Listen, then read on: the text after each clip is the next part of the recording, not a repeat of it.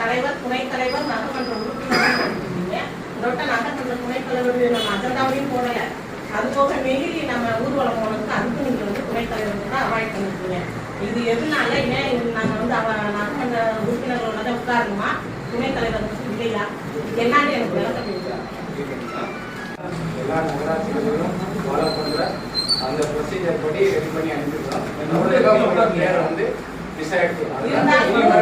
வந்து நடைமுறை இன்னைக்கு இது மாறி இருக்குன்னா இதுல என்ன நகராட்சியில இதுதான் ஃபாலோ பண்ணிட்டு இருக்காங்க. அதையே நம்ம ஃபாலோ பண்ணிக்கலாம். டவுன் பஞ்சாயத்து தேர்தல் இன்னைக்கு ஃபாலோ பண்ணலாம். முக்கியமான வேலைன்னா நீங்க போகணும். அப்படிலாம் அவசர அவசியமான வேலை நீங்க போகணும். அதை நீங்க போகலாம். அப்படின்னா அவசரம் நம்ம வெளியே போய்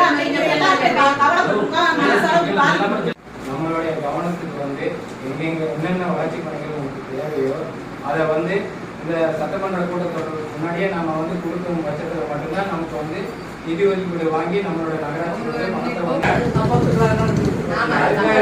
தவறுதலா வந்துருச்சுன்னு நாங்கள் சொல்லிட்டோம்.